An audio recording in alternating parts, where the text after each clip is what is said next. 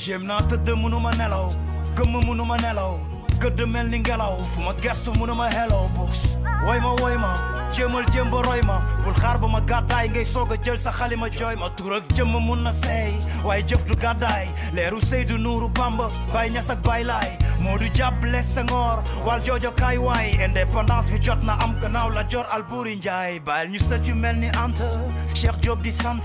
carbone 14 so amul woon ñëpp am ngant jaaraama Keita Fanta catoo la topp Fanta dinañ la ñaanal dinañ saxoo laalal la bant bàyyil ñu góor gu mel ni Paalaay Juuf ma kii di sangaay du tee ñu ngi sant Serigne Saliou doy na kiiraay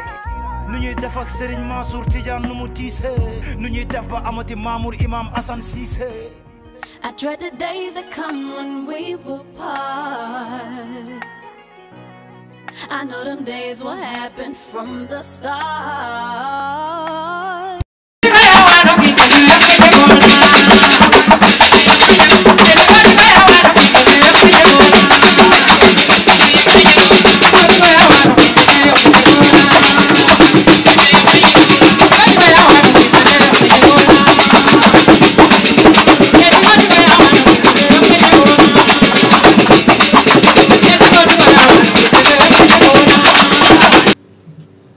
Mesdames, Messieurs les conseillers municipaux,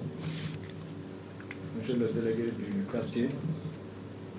Madame le chef d'antenne de la DRFJ de Foundiougne, Mesdames les présidentes de groupements de femmes ici présentes, distingués invités à vos rangs, grades et qualités. C'est avec un grand plaisir que je vous accueille à Foundiougne, cette terre mythique de l'Agano, découverte au XIXe siècle par les Français qui en firent une grande base commerciale. En guise de rappel historique, au début du XXe siècle, à la fin de la Seconde Guerre mondiale,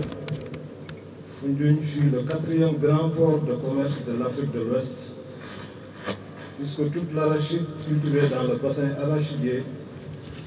passait pour transiter en Europe. Si aujourd'hui, le chef du lieu du département, je veux nommer notre commune, accueille la cérémonie de synthèse des activités du programme de renforcement de la sécurité alimentaire PRSA à la date du 31 décembre 2025, nous ne pouvons que nous en réjouir. Nous profitons donc de l'occasion qui nous est offerte aujourd'hui pour remercier du fond du cœur dirigé par le Grand-Duc. Madame l'ambassadrice, votre présence ici à Foundiougne, avec Madame le délégué général à la DER, Dr Aïdamboy, est significative à plus d'un titre. Elle symbolise d'une part l'engagement et la détermination de votre pays à préserver les relations de coopération sincères qui ont toujours existé entre nos deux peuples, et de l'autre sa volonté inébranlable d'appuyer les couches démunies dans le cadre de la lutte contre l'insécurité alimentaire, le déshydratat de formation et le sous-emploi des femmes et des jeunes. Au niveau de notre commune, l'installation du nanocrédit depuis le 11 décembre 2021, couronné par des financements ininterrompus octroyés aux femmes et aux jeunes, a été vivement salué et magnifié par les populations. Ce financement qui s'appuie sur le développement de la chaîne des valeurs agro-silvopastorales et halieutiques entre dans le cadre de l'autonomisation progressive des femmes et des jeunes et est passé de 50 000 francs au début à 2 millions de francs aujourd'hui. Madame le délégué, nous sommes très honorés sur le choix de notre commune pour habiter cette cérémonie solennelle. Votre venue aujourd'hui constitue votre deuxième séjour à moins de 5 mois. Cela donne assurément l'intérêt tout particulier que vous portez sur nos communautés. Nous vous exprimons toute notre gratitude pour cette marque de considération. Des financements importants ont été mobilisés en faveur des femmes et des jeunes, mais malgré ces efforts soutenus de vos services, la demande reste toujours très forte. En effet, le poisson se fait rare dans nos mers et sans autres alternatives, beaucoup de nos jeunes choisissent la périlleuse immigration clandestine avec son lot malheureusement de morts. Je voudrais, pour terminer, remercier encore une fois le Luxembourg et son ambassade au Sénégal, par l'entreprise de LuxDev, ne cesse d'appuyer à travers son programme APUDER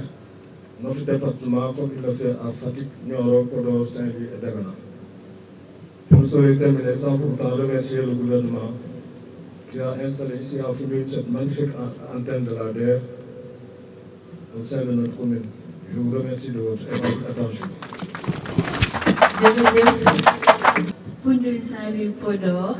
Nioro et Fatick entre autres. Donc, Madame la déléguée générale, Madame l'ambassadrice, on les a rencontrés ce matin. On les a également vus à travers la vidéo, mais on va quand même aussi les inviter pour juste pendant 1 minute faire face au public et raconter un peu ce qu'ils ont pu tirer de cet accompagnement. On commence donc par Monsieur Barhama Faye de Sant Yalla. Donc ñu ngi lay ñaan Barhama Faye bu GIE Sant Yalla nga ñëw fii nii pour juste 1 minute nga mën a expliquer un peu programme bi lim la indil ak aussi yow ci lan ngay yëngatu soo leen ko mënee tàccu tamit dina ci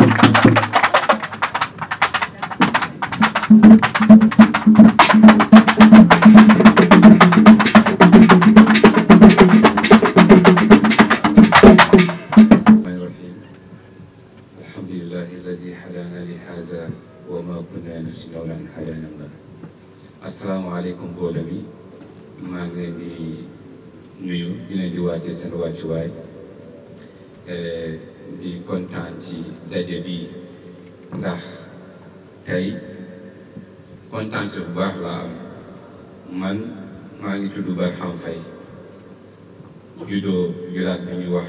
Ngadior dans la commune de Djerla waaye nekk ci commune de Toubacouta di def transformé thé ak café ci plante yi nga xam ne man xam naa ko ma tànn ci benn plante boo xam ne muy Mbantemare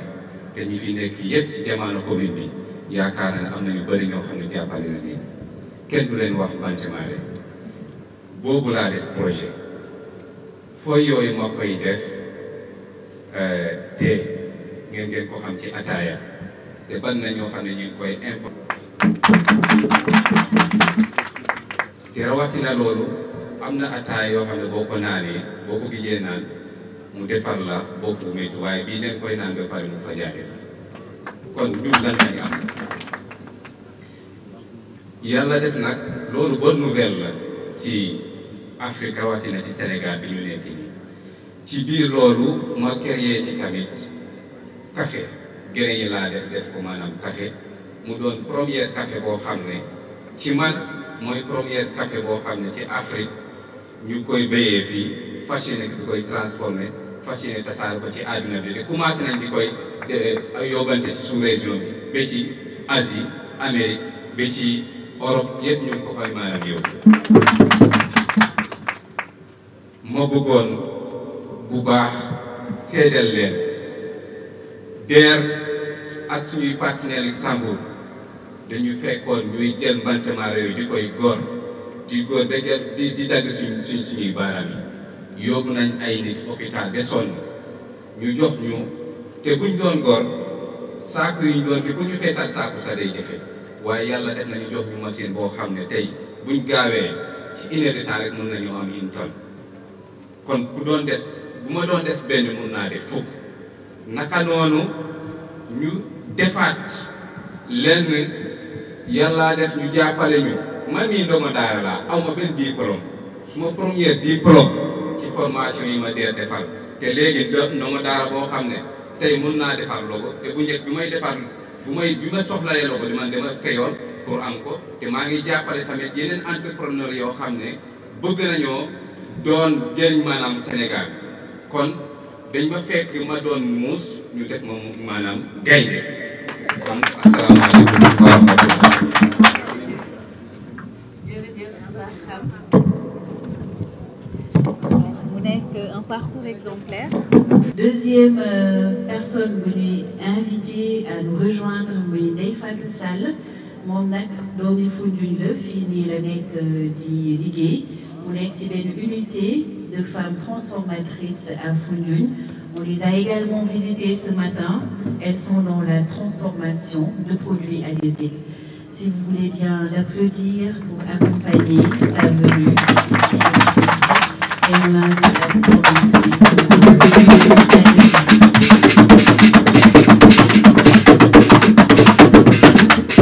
di nuyu le coordinatrice projet Luxembourg di nuyu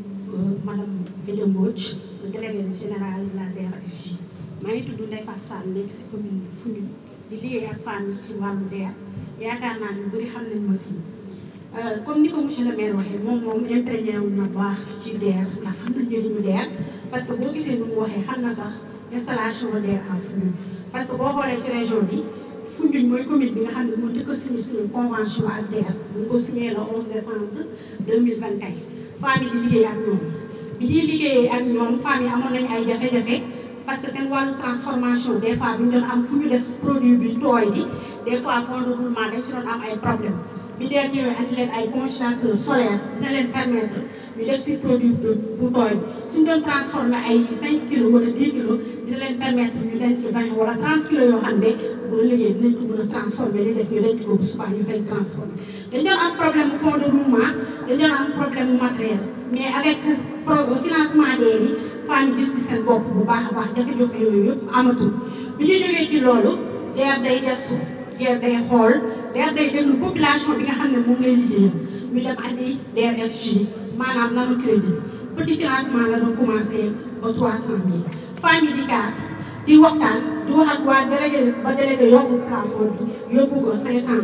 mu jógee 500 000 femmes yi di gën a liggéey jeunes yi di gën a liggéey di gën a góorgóorlu mu yóbbu ko 1 million tey mu ngi ko def 2 millions kon ñu tàgg délégué général mais gannaaw bi ñu jógee ci loolu doyul donc ndax nee na nit ak fan ngay terminer ba liñ ci bëgg nga am ko kon duñ def lu dul remercier délégué général parce que mu ngi déglu nit ñi parce que joxe financement bi rek doyut mais da ngay déglu jafe-jafe yi nga xam ne moom la jigéen ñi di am moom la ndaw ñi di am nga di xool yan stratégie ngay teg pour jafe-jafe yooyu mën a dëñ te loolu yëpp délégué ñu ngi koy déglu amoon nañ problème tamit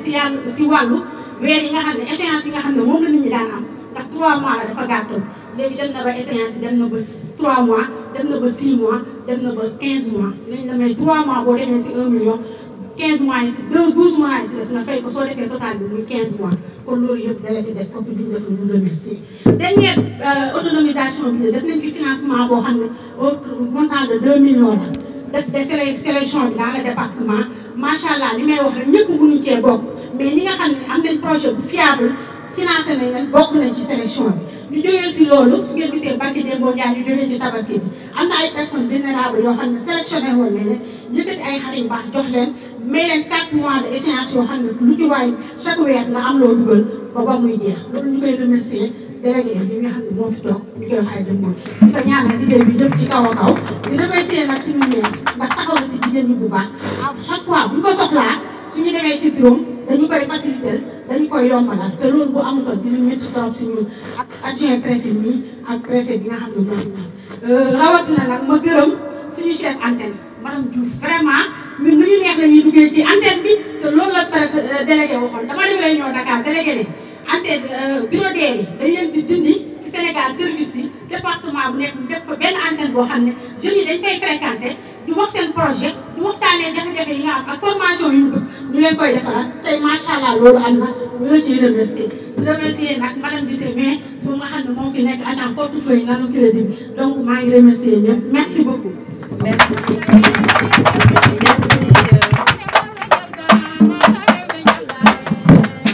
Merci beaucoup. Merci Ndeye Fatou Sall, bénéficiaire donc également du programme de renforcement de capacité, de renforcement de la sécurité.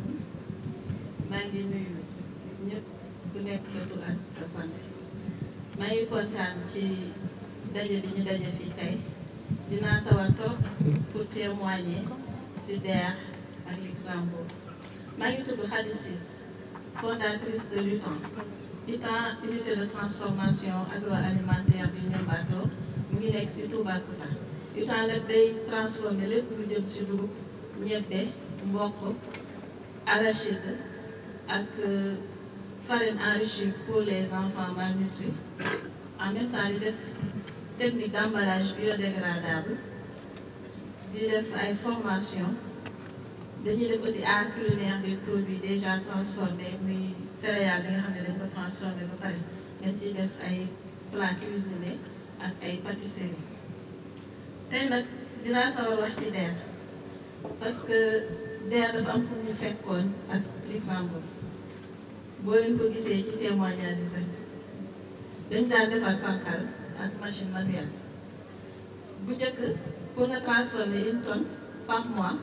dafa jafe woon trop mais bi ñu defaree suñu financement ba ñu jënd suñu matériel yi ba pare léegi dañuy dem ba ci 4 tonnes permettre nañ tey ñu yokk suñu employé non seulement di satisfaire suñuy client ci demande bi mais aussi dafa yokk suñu chiffre d'affaires mu nekk lu am solo man damay wax ne man léegi grâce à matériel yi nga xam ne am nañ ko suñu amee ay marché rek ñun dañuy demal suñu bopp mën nañ dem sax bay financer ay yeneen petites entreprises ñun suñu vision boobu lañ am tey kon ni ma ko waxee rek DER moom remerciement bi ak Luxembourg mënul jeex parce que dafa fees ci xol yi ndax tey Luxembourg yóbbu nañu coopérative Luxembourg yóbbu nañu Luxembourg ba ñu visité yeneen entreprise yoo xamante ne jëlee nañ fa xam-xam ñu yokk ko ci suñu entreprise tey jii man formatrice la en technique de confection d'emballage biodégradable damay def ay déplacement yu bëri mais seen formation technique yi permettre nañ ma tey may gérer sama stock à distance en même temps di def ay vente en ligne loolu yëpp grâce à l'accompagnement technique kon mënuma continuer parce que dama kontaan tellement que maa ngi remercier ñëpp di ñaanal entreprise yi nga xamante ne DER accompagné nañ leen ñu dem ba mel ni UTAN wala di raw UTAN merci beaucoup. Merci beaucoup. Merci beaucoup, Hady Ciss. Le témoignage est éloquent et c'est ce qu'on recherche dans l'accompagnement dans le cadre de ces projets, c'est l'impact. Et au terme des projets, nous avons beaucoup de satisfaction quand nous entendons les témoignages des bénéficiaires pour voir les retombées et les impacts, que ce soit économiques, mais aussi surtout sociaux, mais également le renforcement de capacités. Madame l'ambassadrice, elle a également salué l'accompagnement technique et le voyage qui a été effectué au Luxembourg. Aujourd'hui, elle a tellement été bien accompagnée sur le plan technique qu'elle est devenue également formatrice. Donc elle pourra dupliquer un peu son savoir et permettre à des femmes et aussi des jeunes de sa localité, de sa communauté, de pouvoir également exercer ces activités de développement économique. Donc on va faire une petite pause musicale, donc histoire de vous faire découvrir la culture de la localité. On va permettre... Je suis toujours en découverte et c'est la première fois dans cette magnifique région. Alors, je tiens vraiment à remercier pour cette opportunité de visite conjointe dans ce magnifique cadre du Signe Saloum avec Madame la déléguée que j'ai eu le grand plaisir de rencontrer hier soir et son équipe. Cette visite conjointe pour voir les belles réalisations du programme de renforcement de sécurité alimentaire pour lequel vous êtes là aujourd'hui et de pouvoir faire le bilan ensemble d'une initiative qui s'est quand même inscrite dans un contexte international et national assez particulier. Pourquoi ? Vous savez, en 2022,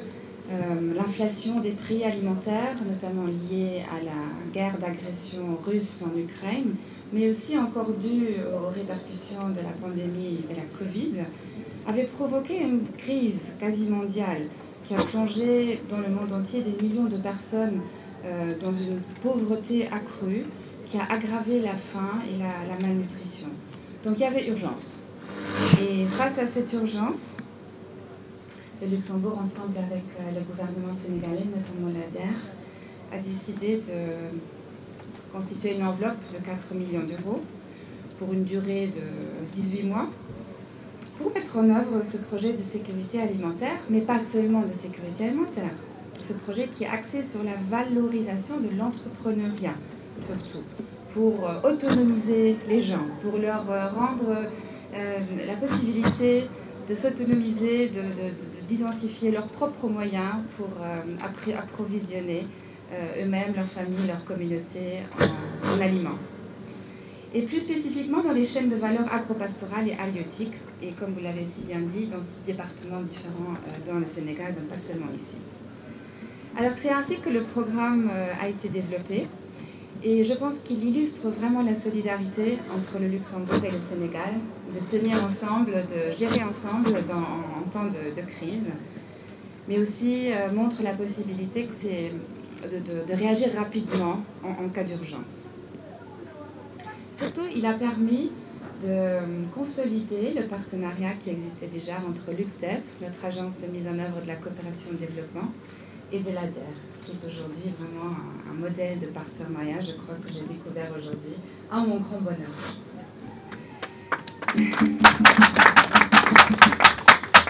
Alors, laissez-moi juste citer quelques résultats, parmi les excellents résultats que ce projet a suscité en 2 ans de mise en œuvre. Il y a 279 projets d'entreprises locales qui ont été accompagnés au total. Cela représente des initiatives dans l'agriculture, l'élevage, le maraîchage, la pêche et la transformation agroalimentaire, qui contribuent toutes, et c'est ça le but du programme, à améliorer l'offre alimentaire dans les communautés ciblées, et cela à terme, durablement. J'apprécie bien sûr aussi le focus sur l'inclusion économique des femmes. Alors, environ 33% du montant total des financements ont bénéficié à des entreprises dirigées par des femmes, qui, eux, représentent 42% de l'ensemble des bénéficiaires. Et pour ça, je pense qu'on peut applaudir une fois de plus. L'impact direct, ensuite, de ce programme a été 767 emplois directs créés, sans parler évidemment des emplois indirects qui suivent toujours la mouvance. Et ce sont autant de moyens de subsistance générés pour des jeunes,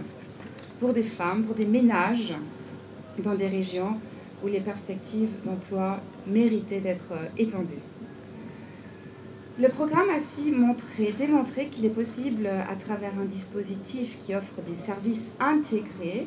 de concrétiser le principe qui est cher à la coopération luxembourgeoise, qui est le principe de ne laisser personne pour compte, de s'occuper surtout des personnes vulnérables qui ont peut-être moins de chance que d'autres dans la société. De donner la chance à des gens d'avoir une meilleure vie professionnelle et peut-être parfois une nouvelle vie professionnelle, comme le montre l'exemple de M. Cher. Une autre innovation était effectivement la mise en place d'un dispositif qui incite les subventions vertes, c'est-à-dire les initiatives qui contribuent à s'adapter au changement climatique. Je sais que votre région n'est pas épargnée par ce phénomène mondial qui touche vraiment tous les pays du monde. En ce moment, au Luxembourg, il fait 40 degrés, plus chaud qu'ici. Et ça aussi, c'est un phénomène du changement climatique qu'on n'a pas l'habitude, on n'a même pas de clim. Alors, effectivement, donc, ce financement a été utilisé pour, par exemple, des puits qui sont équipés de pompes solaires ou des réfrigérateurs solaires, donc des équipements qui ne nuisent pas à l'environnement parce qu'ils sont pauvres en énergie, en consommation énergétique. Alors, je me réjouis vraiment de l'atteinte commune de très bons résultats dans un temps relativement court. Et dans ce sens, je voudrais vraiment encore une fois remercier l'ADER et surtout sa déléguée générale, Madame Al-Sato, pour son leadership visionnaire, ainsi que toute son équipe pour son engagement sans faille dans la mise en œuvre de ce programme.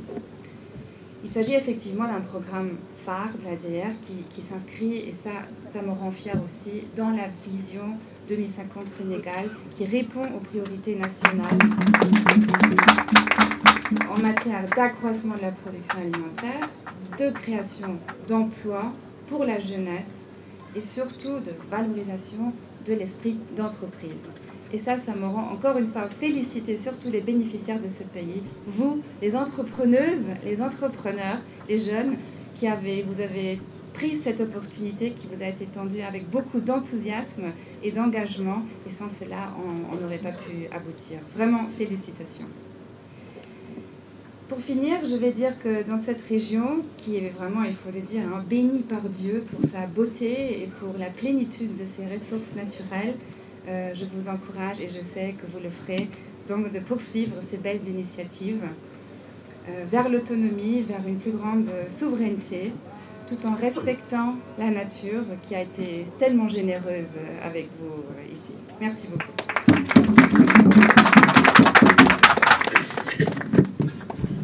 Ambassadrice du Grand-Duché de Luxembourg au Sénégal,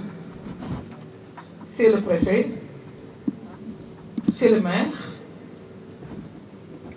c'est le représentant résident de l'UXDEV au Sénégal,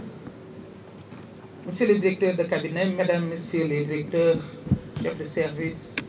membres de du CODIR de la DRFJ, chers partenaires, chers bénéficiaires, distingués invités à vos rangs, grades et qualités, je vous salue.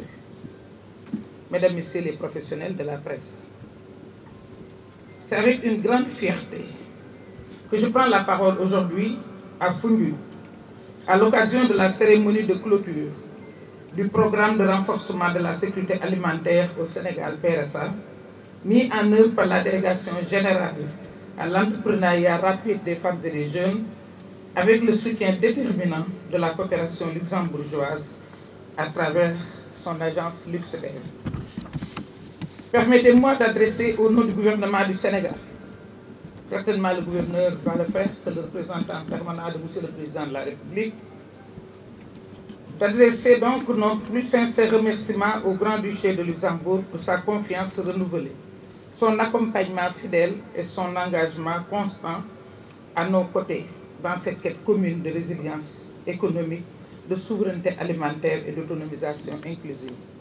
Et là, vous me permettez de dévoiler un secret. Madame l'ambassadrice de France, en me recommandant Madame l'ambassadrice ici présente, l'avait décrite comme étant une femme engagée, je reprends ces termes, mais aussi mobilisée pour les causes nobles. Félicitations, madame. Le PRSA, Madame l'ambassadrice, c'est un programme qui a été conçu comme une réponse rapide, inclusive et structurante à l'enjeu de la sécurité alimentaire. Il demeure également parfaitement aligné avec l'agenda Sénégal 2050, qui ambitionne une transformation structurelle de notre économie, portée par les territoires, la souveraineté alimentaire et l'entrepreneuriat des jeunes et des femmes. Mesdames et messieurs, pendant 2 ans, ce sont 6 départements stratégiques qui ont été impactés. Fatick, Foundiougne, Nioro, Podor, Saint-Louis et Dagana. Ce matin, juste avant cette cérémonie, nous avons eu l'opportunité de visiter les sites de 3 bénéficiaires du programme. Il s'agit de l'entreprise UTAN, dont la propriétaire vient tout de suite de prendre la parole, Madame Khady Cissé. Du GIE Santé Yalla, avec notre marabout guérisseur, le jeune entrepreneur Barham Faye. Et ils sont à Toubacouta, ainsi que du GIE des femmes transformatrices de Foundiougne. Nous l'avons visité également, avec monsieur le préfet. Merci, monsieur le préfet. Ce que nous y avons vu nous a profondément marqué. Des femmes et des jeunes engagés, des activités florissantes, des infrastructures fonctionnelles et une véritable appropriation locale des outils mis en place. Cette immersion sur le terrain a renforcé notre conviction dans la pertinence du modèle promu par le PSA.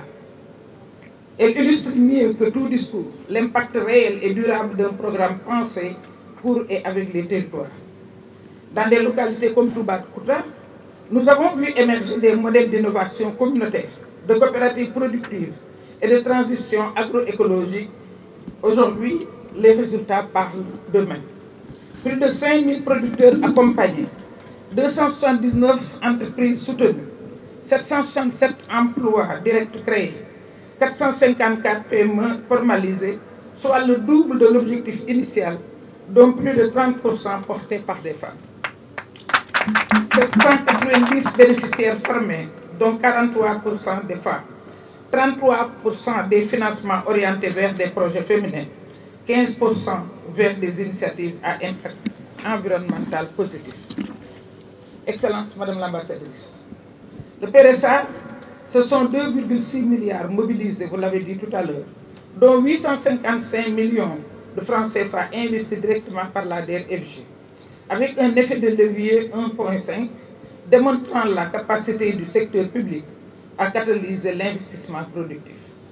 Ces acquis ne sont pas une fin. Ils constituent les fondations solides d'une montée en puissance que nous assumons avec responsabilité. Le lancement du projet des 3000 fermes intégrées connectées que nous ferons prochainement en est une parfaite illustration. D'ailleurs, nous avons bénéficié du soutien de M. le Président de la République, M. le Gouverneur, qui l'a signalé dans son discours solennel du 3 avril. Conçu comme un vecteur de transformation agricole à grande échelle, ce projet inscrit dans le cadre du PAVI 2 vise à faire émerger des hubs de production modernes, durables et numérisés au service de la souveraineté alimentaire et de l'emploi massif des jeunes et des femmes. Au-delà des résultats du PRSA, ce que nous célébrons aujourd'hui, c'est une dynamique de terrain, une approche profondément territorialisée, conforme à la vision de la DER avec la mise en place de 46 antennes, dont, M. le maire, vous l'avez dit tout à l'heure, l'antenne de Foundiougne. Grâce à cette architecture, l'action publique devient lisible, accessible, réactive. Et j'ai rencontré une bénéficiaire qui connaît bien la DER. Félicitations des femmes. Des milliers de bénéficiaires ont ainsi pu passer d'une économie de survie à une démarche entrepreneuriale, avec à la clé création de valeur, insertion économique et renforcement de la résilience locale. Mesdames et messieurs, le programme de renforcement de la sécurité alimentaire illustre une coopération bilatérale de nouvelle génération fondée sur la co-construction, la transparence et la redevabilité. Il a également posé les fondements d'un fonds renouvelable garantissant la pérennité de l'action. Ce que nous vivons aujourd'hui à Foundiougne n'est pas une fin, mais une promesse tenue. Celle d'un partenariat d'avenir entre le Sénégal et le Luxembourg. Celle d'une administration sénégalaise moderne et agile. Celle d'une jeunesse outillée, créative et debout, prête à relever les défis de demain. Je ne saurais conclure, Excellence, sans saluer le travail exceptionnel de nos équipes mobilisées avec passion et engagement. Quand je parle des équipes, je ne parle pas seulement des équipes de l'ADER, mais aussi de l'UXDER. J'ai pu constater dès mon arrivée la synergie mise en place à cet effet. Nous prenons l'engagement, et c'est ça qui est important, de capitaliser sur ces acquis, de déployer les bonnes pratiques dans d'autres régions et de renforcer nos alliances pour une souveraineté alimentaire réelle, inclusive et durable. Vive la coopération entre le Sénégal et le Luxembourg, vive l'entrepreneuriat rural et inclusif, et vive l'élan porteur de nos femmes, de nos jeunes et de tous les bâtisseurs silencieux de notre sécurité alimentaire. Je vous remercie. Vous êtes pressé, mais pour la presse, je suis obligée de parler en wolof. te leer na ma ne ñi déggul li ma wax ci tubaab aussi xam nañ ni sant nañ yàlla bu baax a baax ndax partenaire nawle la te nawle boobu su fekkee ni ñëw na jàppale la ci sa économie dëkk jàppale la ci li nga gën a bëgg mooy entrepreneuriat jigéen ñi ak entrepreneuriat wu jeunes yi te loolu la président de la république Bassirou Diomaye Diakhar Faye diggee ak waa Sénégal mooy fexe ba jigéen ñi am lu ñu laf lu ñu liggéey su yor ci seen doom ba fas ci seen lafu seen mais am lu ñu téye yal nañu yàlla musal ci tëdd fexe ba ndaw yi dootuñu jàll fenn gaal parce que Foundiougne daf ñu ñor bi ma ñëwee monsieur le maire wax na ko di ubbi si antenne bi wax naa leen ne lu amul feneen dina am Foundiougne parce que bëggatuma kenn jël gaal bëggatuma kenn jàll gaal te Foundiougne ndox mi daf ko wër kenn mënul ni danaa leen kar waxtaan ak xale yi rek ñu toog xam ni réew mi ñoo ko bokk Bassirou Diomaye Diakhar Faye def ni seen moroom la toog leen mu toogandoog yéen li ngeen bëgg mu defal leen ko partenaires yi ñëw di ñu jàppale ñu ànd ak partenaires yi di leen jox ci lu ngeen jàpp mooy entrepreneuriat bi ñuy def ñëpp xajuñu ci bureau yi ñu am tey partenaire bu tudd LuxDev coopération luxembourgeoise ñëw defal ñu ko ambassadeur bii toog ak ki nga xam ne moo yore LuxDev ànd ci suñuy équipe muy équipe bu DER yi ñu dem fu nekk liggéey nañu itam mënoon naa bañ a wax parce que ñi nga xam ne ñoom ñoo porté projet yi ñi nga xam ne ñoom la alal ji doon dugg ci ñoom ñuy liggéey seen liggéey jërëjëf Barham li ma gën a neex ci suba ba léegi yaa ngi ma koy wax mooy DER daf ma jëlee ci monsieur bu ma ci gaynde man gaynde jësi laa bëgg nag gaynde yësi dëgg laa bëgg nga nekk ko nekk gaynde goo xam ne ndax yow modèle bu mel ni yow la DER bëgg tekki ci sa biir njaboot tekki ci sa biir kër ñi nga jëkk a gërëm mooy sa maire gërëm sa chef de village ba pare daal ni sa yéene mooy nga jël xale yi nga xam ne ñu nga fa te amuñu liggéey nga dugal leen ci liggéey ba kenn dootul taxawaat yow modèle boobu la DER bëgg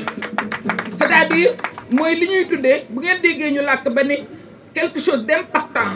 loolu la ñu bëgg mu inspirant impactant loolu la ñu bëgg te loolu nga def donc bi ñu ñëwee ci Khady Cissé 15 millions de financement la am mais teewul jël na ci fukki nit ak ñaar kon loolu dafa am solo ma wax léegi ni damay féliciter Ndeye Fatou Sall parce que kooku xam na DER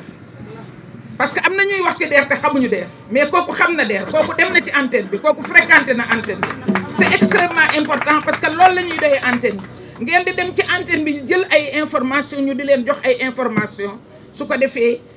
jeunes yi jariñu ci jigéen ñi jariñu ci LuxDev bii nag wax dëgg yàlla indi na fi 2 milliards ak genn wàll ñu war koo def ci 18 mois at ak genn wàll liggéey nañ ko itam nag ki doon sourcé muy Sidi Gueye Diawo ingénieur agronome la DER am na ay cadre monsieur le gouverneur DER profil yu baax la am ñaari ingénieur fekk si nañ ko bokk na ci ingénieur bi nga xam ne moo yore programme bi ñu président sant muy les 3000 fermes te président doon ko wax le 3 avril ci message dañ koy taxawu parce que dañoo jàpp ni yooyu ñoo mën a dundal dëkk bi 3000 fermes fu mu jebbee ci Sénégal defe naa réew mi dootuñu xiif te jigéen te jeunes yi dinañ am fu ñu jàpp jigéen ñi am fu ñu jàpp parce que du mbay mooy jël gopp du mbay mooy jël ileer mbay la moo xam ne télécommande bi day nekk ci digg kii bi nga jël sa téléphone di xool ndax ndox manqué na nga arrêté ndox mi di xool ndax engrais manqué na nga dem suy engrais loolu góor mën na ko jigéen mën na ko te yooyu la ñu bëgg a indi ci réew mi muy 3000 fermes yoo xam ne incha allah dinañ ko commencé kon président am na yéene ci yéene jooju moom la ñuy jéem a doxal ak partenaire bi su fekkee ni partenaire baa ngi fi dañ koy doxal ak moom parce que ñun ay souverainiste lañu su partenaire bi nekkul itam dinañu seet li nga xam ne indil nañu ko ñu jël njeexital li boole koog li ñu am dëgëral leen ba da ngeen di jëm kanam waaye du ngeen dellu gannaaw jërë ngeen jëf. jërëjëf. Monsieur le maire, madame le délégué général de la DRFJ, Excellence madame l'ambassadrice, à l'entame de mon propos, j'aimerais vraiment appuyer les remerciements de madame le délégué à l'endroit de votre pays pour avoir accepté et bien voulu financer ce programme avec la DRFJ qui pour nous constitue une étape importante dans ce chemin que le Sénégal a entamé pour permettre à nos populations d'accéder à une sécurité alimentaire. Je ne vais pas être long, je vais juste faire une clôture parce que madame le délégué, monsieur le maire et l'ambassadrice ont éloquemment et brillamment rappelé les résultats de ce programme. Mais juste faire une analyse. D'abord, à l'endroit de ces réalisations, l'approche, le fait de financer, d'accompagner, de former, d'appuyer, de faire le suivi et après revenir pour faire le bilan. Donc c'est une approche qui permet à l'État, mais aussi aux partenaires, d'être sûr que les résultats qu'on avait fixés et prévus ont été atteints ou pas, de tirer les bonnes conclusions et de prendre des mesures de correction au besoin. Donc pour cette démarche et pour cette approche, nous vous remercions et nous vous félicitons, l'ADER ainsi que LuxDev, le partenaire. Deuxième chose, c'est par rapport aux personnes qui ont bénéficié de ces financements. On ressent l'impact, puisque quand on finance, quand le partenaire ou l'État finance un projet ou un programme, et que ces derniers sont en capacité de dire à la fin, on a amélioré notre chiffre d'affaires, on a une plus grande capacité de production, nous sommes arrivés à employer des jeunes, je crois que c'est la solution de l'avenir pour accéder aux objectifs fixés. Mais aussi dire que, à l'endroit des partenaires, je lance un appel et un plaidoyer. Aujourd'hui, clôturer la cérémonie de clôture d'un tel programme, je n'ai pas le cœur en joie, pour être honnête. Parce que vous regardez l'impact de ce projet pour ces femmes-là, pour ces jeunes, pour ces enfants qui sont parvenus à ces réalisations. Je crois que mon plaidoyer à votre endroit, c'est d'entamer une deuxième phase. Puisque nous sommes arrivés à ces résultats-là, que tout le monde essaie de magnifier, tous les bénéficiaires, tous ceux qui ont fait des témoignages ont magnifié le programme. Donc, il y a lieu et intérêt pour l'État du Sénégal et l'État du Luxembourg de continuer cette collaboration, de continuer ce financement. Et nous, population du Sénégal, l'administration est là aussi bien pour accompagner les partenaires, mais accompagner l'ADER, mais aussi vous, population, vous demandez de vous approprier de ces projets, de les fructifier. Ce résultat-là doit être fructifié et répliqué dans d'autres endroits, dans d'autres localités, pour permettre à tout le monde demain d'apporter des solutions définitives à nos problèmes, à savoir le changement climatique et le problème de l'immigration irrégulière. La région de Fatick, particulièrement le département de Foundiougne, est connu pour être une zone de départ. Donc ces programmes-là constituent une partie importante à la réponse à ce phénomène. C'est sur ces mots que je voulais clôturer cette cérémonie, tout en renouvelant mes remerciements à l'ADER, aux partenaires, à toute la collectivité de Foundiougne. Merci beaucoup.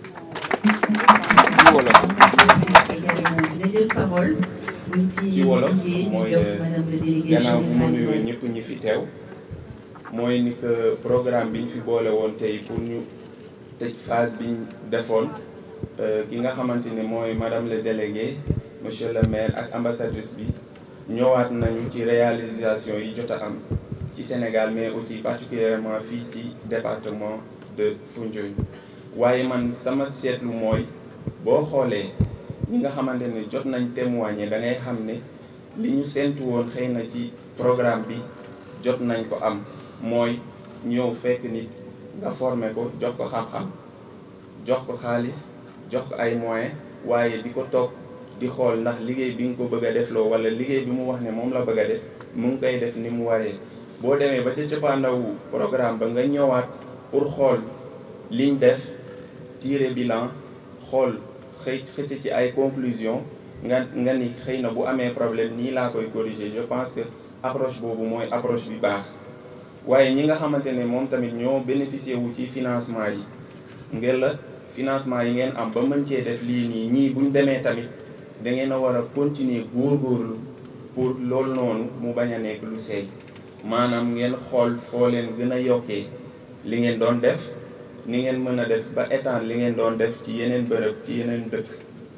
loolu bu ma ko waxee mënuñu wax ba pare te remercier wuñ ñi nga xamante ne ñoo financé projet bi mais également wax leen ni que ni ba léegi des na mën nañ continuer mën nañ jàpp sax ni lii c'est une première phase ñu fexe xool ni nga xamante ne moom la ñuy continuer liggéey bi ndax kat ku wax ne da ngay suqali nit ñi ni ñuy def ba lekk lu sell lu nga xamante ne day respecter les normes de l'environnement yaa ngi dimbali état yaa ngi dimbali administration mais au-delà solution bi ñuy apporter nii nga mën a taxaw tey ci sa entreprise muy dox ba ngay jël ay ndaw di leen di dugal ñu ciy liggéey di am lu ñu suturloo loolu wax dëgg day participer ci xeex bi nga xamante ne gouvernement bi mais particulièrement autorités yi nekk fii ci région Fatick ñu ngi koy xeex mooy mbëkk mi nga xamante ne ndaw yu bari dañuy jóge ci suñu localité yi di dem tugal pour wuti foofu liggéey lu ñu suturloo donc globalement loolu laa waxoon ci tubaab jërë ngeen jëf merci beaucoup. Merci monsieur l'adjoint au gouverneur, merci pour ces mots.